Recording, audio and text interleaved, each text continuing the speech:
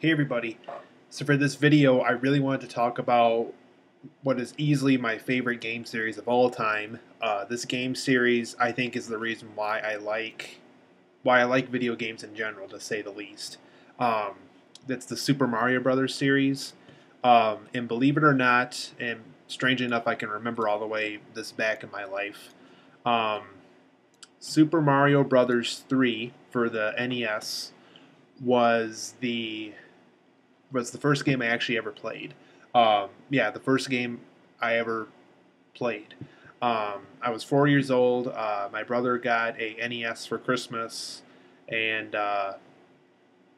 ever since then I've been intrigued by video games and the Mario series itself. Um, so that kind of started it all for me. I know Mario went way before that. I'll get to that in a second, but that was kind of when I was first introduced to them. And I just really liked the concept of two brothers going after a princess, and this princess is being held hostage by a giant reptile named Bowser, and you got to go through his worlds and his Koopas and his Koopa cousins and all those people, all those creatures, in order to get to that princess that you have to save. And I've always been very intrigued by that. And Mario has not only been a part of adventure games, he's also been a part of what's now racing games, fighting games, sport games. It's a whole franchise now. And back when this first started, it was just a game series of platformers and adventure games and so forth. But ever since then, Mario has become a huge franchise of games, and that's kind of the reason why he's Nintendo's mascot to this day. So Super Mario, guys, Mario dates all the way back to 1981, time way before I was born, and he was in a game called Donkey Kong, which most of you are familiar with. And at the time, Donkey Kong was the villain and Mario was the hero. And that was also the first time we got to see Donkey Kong, who later became an icon as well. Um, we after the success of Donkey Kong in the arcades and on the Atari 2600, we later saw Mario and Donkey Kong Jr., where it was the first and probably the only time where Mario was actually the villain of the story, and Donkey Kong's being held hostage, and Donkey Kong Jr., who's Donkey Kong's son, has to go rescue his father from Mario, who's the villain of the game, which is something you'll probably never see again. Um, then it was followed by Donkey Kong 3. I apologize, I don't know the year for that one. Um, but Donkey Kong 3 introduced a character that we unfortunately didn't get to see again until around the Super Smash Bros. Games, where this character was introduced as a trophy again to us. His name was Stanley, and that was Mario's cousin. And in Donkey Kong 3, Donkey Kong was once again the villain, and you would have to spray bug spray up at Donkey Kong so he would escape this area where Stanley had to go spray the bugs at. At least that's kind of the setup of these games. Um, Donkey Kong 3 unfortunately did not do well. It came out around the time where video games was kind of a dead art form at one point. Um, we had a Mario Brothers arcade game just called Mario Bros. And most of you are familiar with that one. It was a part of Super Mario Advance in the early 2000s, where you jumped and hit the ceiling, and either a crab creature or a Koopa or a bunch of characters we later saw throughout the series, you would have to hit them from below and jump up on that surface and go hit them with your foot. And just to do that, you would just run into them, and that was the very first time we got to ever see Luigi, who was Mario's brother. So video games kind of died out after then. That was kind of the game crash where E.T. and a bunch of really bad game adaptations got released to the market, and people were sick of games. They thought it was a dead art form. They said, games aren't what they used to be. We don't have Pac-Man and Donkey Kong and Mario Brothers like the way we did. So it was kind of a dead art form for a while, but it wasn't until 1985 where Shigeru Miyamoto, who was the original creator of Mario to begin with, back with Donkey Kong, gave the idea of what if I revisited Mario Brothers and called it Super Mario Brothers. And the reason why it's Super Mario Brothers is kind of like these superhero stories that you see in comic books.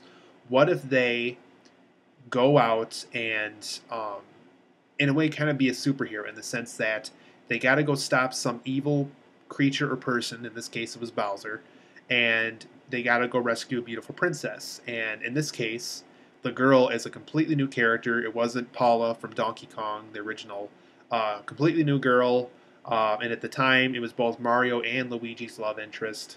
And Luigi had his own love interest later on, who was Princess Daisy, who was introduced to Super Mario Land.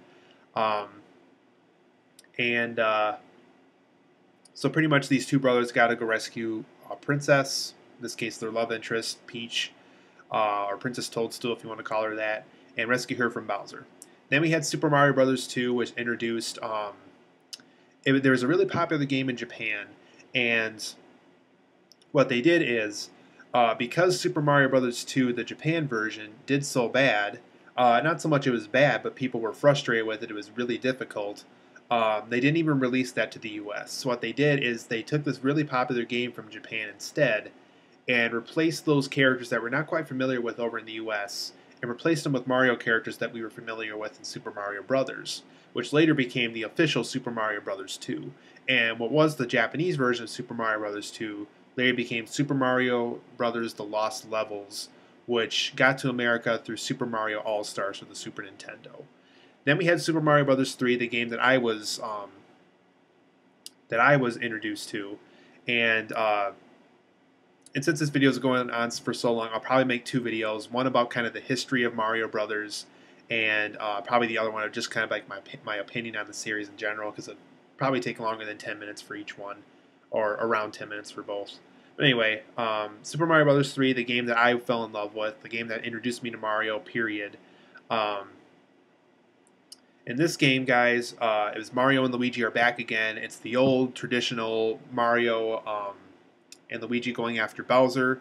Bowser was not in Super Mario Bros. 2. They had a character named King Wart in that one. And interestingly enough, I believe the first Mario Bros. 2 in the US, Japan eventually, that was a one-player game, I believe, or it was two players where you just alternated kind of that kind of a gameplay. But you got to choose between Mario, Luigi, Toad, and Princess Peach. And that was pretty much the first and probably only Super Mario Brothers game at the time, or around the time until way later on, where players were given that option to choose between one of those four for a Mario Brothers title. But anyway, guys, Super Mario Brothers 3, it returned to traditional Mario Brothers with Mario and Luigi saving the princess, and this had it had a kind of a power boot suit at one point in the game. You had a Toad suit, which allowed you to swim in water faster. It was also the game that introduced the Koopa Cousins as well, so that was pretty interesting. Then we had Super Mario World for the Super Nintendo, which it further advanced the way we looked at Super Mario Brothers. That was really cool for the Super Nintendo, and it was Nintendo kind of introduced at the time that almost every one of our systems that we introduce, that we bring out to the market, we're going to have a Mario game with it. So they introduced that. They officially announced that around the time that that game came out. Then we had 90. I'll probably just jump to 96 at this point. We had a bunch of Mario. Well, actually, but even before 96, we had Super Mario Land, Super Mario Land 2, Super Mario Land 3, Wario Land, which introduced Wario. So we had Mario in the form of a handheld system throughout the 1991 through 1996 period. But anyway, in 1996, we were introduced to a new way of looking at Mario, which was Super Mario 64. And it was also the first game, according to G4 Tech TV, it was the first game that introduced us to analog sticks. And around the time, we had Crash Bandicoot and a 3D version of Sonic and a bunch of other game companies trying to introduce us to control sticks. But apparently Super Mario 64 was the first 3D adventure game to introduce the analog stick. So I remember that being a huge deal at the time. I was only 6 when that game came out, but I remember how big it was. I remember getting my Nintendo 64 around that time too, and it was just great. I mean, it was just introduced. It was just really fun to see Mario in this 3D format with a new form of gameplay, where it was not only left and right anymore. It was every possible direction you can think of in our 3D reality. So that was very fun. Mario kind of hit the slump around Super Mario Sunshine in 2002, though, for the GameCube. We had Luigi's Mansion. It's debatable whether you like that game or not. But Mario Sunshine, it was a Mario game again, but I really didn't care for the water pack. It kind of ruined the traditional Mario form for me.